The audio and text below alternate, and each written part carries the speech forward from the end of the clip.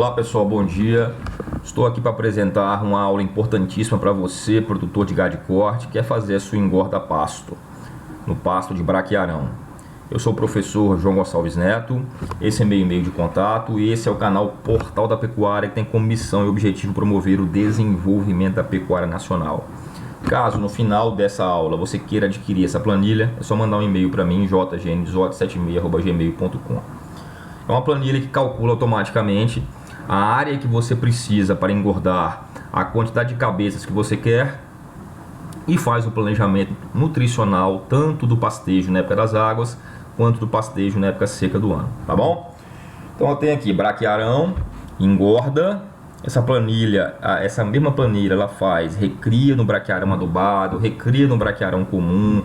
Ela tem uma parte aqui de custo de cerca elétrica, vai junto com a planilha. É uma estimativa de custo de cerca elétrica.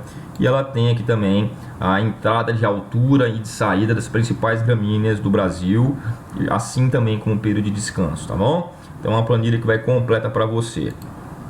Nós estamos aqui na engorda, tá? A engorda do braquiarão é semi-intensivo, tá? Eu tenho a engorda no braquiarão adubado mais intensivamente, sabe, que aumenta a produção de forragem, tá? Então vamos lá. Engorda no braquiarão. Esse é para você, produtor rural, que quer engordar, que quer fazer o planejamento nutricional da sua fazenda, não sabe como. Eu desenvolvi uma ferramenta simples, prática, que você, produtor rural, pode fazer o seu planejamento. Você mesmo pode fazer o seu planejamento. Aqui eu tenho a produção do braquiarão, de matéria seca por hectare ano, tá? No sistema semi-intensivo, né? Aqui eu tenho a quantidade de cabeças que eu preciso engordar, que é o lote, a quantidade de animais que eu comprei ou que eu tenho na fazenda para engordar. A minha categoria, que é animais de 1 ano e meio até 2 anos e meio, ou seja, a idade de abate é aquele 30 meses. Então eu comprei a garrotada aí com 18 meses, 1 ano e meio, saindo da recria, tá? 1 ano e meio, e estou engordando aí com 2 anos e meio, por volta de 30 meses, tá? Então é uma engorda, abatendo animais com 30 meses, que não tem justificativa para você abater animais acima de 30 meses com as tecnologias de suplementação que tem aí, tá? Então aqui, animais de 1 ano e meio até 2 anos e meio, animais de 18 a 30 meses, essa engorda durando 12 meses, tá? Então eu comprei 400 cabeças, você pode alterar isso aqui, ó, 300, 500. Eu não recomendo lotes muito grandes, porque vai dificultar o manejo. Lotes de no máximo 200, 300 animais, tá? Vamos supor que você comprou 100 animais, você quer engordar 100 animais. 100 animais com essas características aqui equivalem a 80 UA, 80 unidades animais, tá? Então 100 cabeças equivale a 80 UA. Essa primeira planilha ela faz o planejamento do pastejo rotacionado na época das águas, a área de capim a ser plantada e o número de piquetes que você vai, certo, fazer. Então aqui eu tenho a quantidade em UAs, 80 UAs. Aqui eu tenho o consumo de capim, quilo de matéria seca por UA dia, que é 11,25. Aqui eu tenho a duração do período das águas, que você vai colocar o período aí do período das águas da sua região. Aqui na minha região são 7 meses de período chuvoso e 5 meses de período seco. Então eu botei 210 dias de período chuvoso e 150 dias de período seco. Fechou um ano. Tá? Então 7 meses de período chuvoso, 5 meses de período seco. Tá? Aqui já tem o consumo de matéria seca total e aqui tem a área a ser plantada para alimentar 100 cabeças. Então, para alimentar essas 100 cabeças, eu preciso plantar 49,2 hectares de capim braquiarão para a época das águas, tá bom? Em cima dessa área aqui, eu vou adicionar mais 15% dessa área, que vai ser corredores, que eu vou ter entre 12 e 15 metros de largura para os corredores, que dão acesso aos piquetes, e a área de lazer, que eu faço até meio hectare de área de lazer para 600 animais, que é a área que eu vou ter coxo, eu vou ter sombra, eu vou ter aguada, etc. Com essa área aqui eu consigo botar 1,6 UA por hectare, que é a capacidade de suporte do pasto na época das águas. 1,6 UA por hectare. Se eu adubar mais intensivamente, eu posso aumentar essa taxa de rotação. Por isso que tem essa outra planilha aqui, engorda adubado, onde eu coloco mais nitrogênio, adubo o pasto e eu consigo aumentar a taxa de rotação. Aqui eu tenho um período de descanso, que você pode alterar, o período de ocupação e o número de piquetes. Aqui tem aqui, ó, a quantidade de piquetes que você vai implementar. Eu posso fazer de 3 até 8 piquetes, tá? Então, se eu quero fazer 3 piquetes, eu vou gastar menos dinheiro com piquete. Eu uso um período de descanso maior, 44 dias, e um período de ocupação maior também, 22 dias. Como o animal fica mais tempo em cada piquete, acaba tendo um consumo da rebrota maior. O período de descanso também tem que ser maior. Então, eu posso fazer de 3 até 8 piquetes, né? Quando eu faço 8 piquetes, o período de descanso é 42 dias, o período de ocupação 6 dias. Ah, mas eu ouvi dizer que o capim braquiarão é 30 a 35 dias de período de descanso. É, amigão, mas nesse caso aí, de 30 a 35 dias de período de descanso, é quando o animal fica um dia em cada piquete só. De um dia a no máximo 3 dias em cada piquete, tá bom? Se o período de ocupação for maior, como é no sistema semi-intensivo, você tem que aumentar o período de descanso, tá bom? Então, se você quer trabalhar com 30 dias de período de descanso, deixe os animais um dia em cada piquete, certo? Que é um sistema mais intensivo. Então aqui, ó, 42 dias de descanso. Você pode alterar isso aqui também de acordo com o número de piquetes. Eu botei 42 e 6, deu 8 piquetes. Então, eu vou ter que dividir essa área aqui em 8 piquetes de 6,2 hectares cada piquete. Então, para engordar 100 animais no braquiarão, eu preciso, na época das águas, 1,6 UA por hectare, eu preciso dividir a minha área em 8 piquetes de 6,2 hectares cada piquete, tá?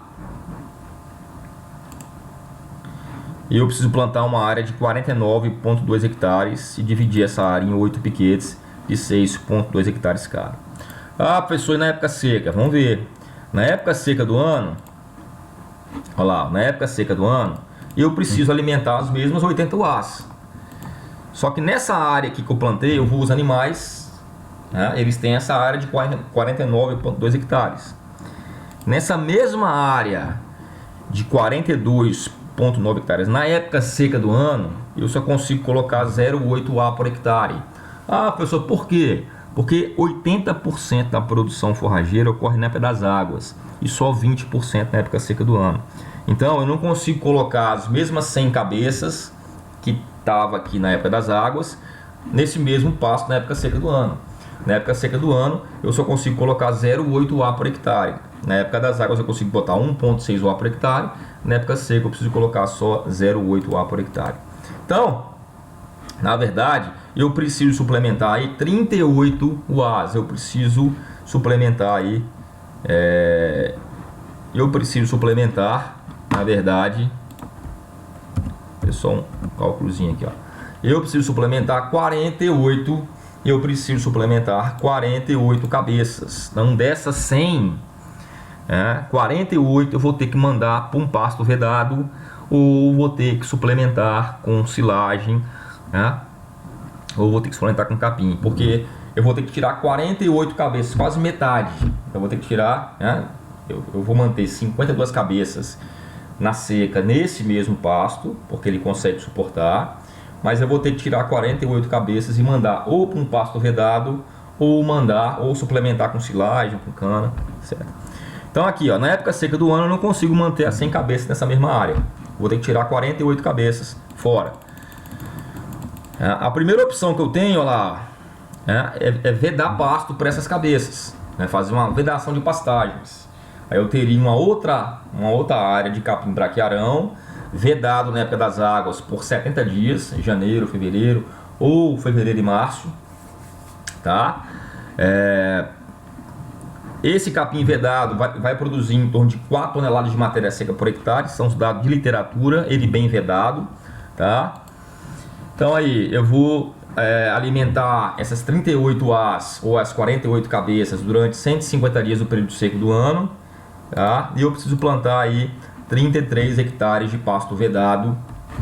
E eu posso fazer um pastejo contínuo na época seca do ano, não tem problema, não preciso dividir esse pasto vedado. Eu faço durante os 150 dias um pastejo contínuo, tá? durante o período seco do ano. Então eu vou ter que plantar aí 33,4 hectares, tá bom? Então a primeira opção seria essa, ó, plantar 49,2 hectares, 49,2 hectares, certo?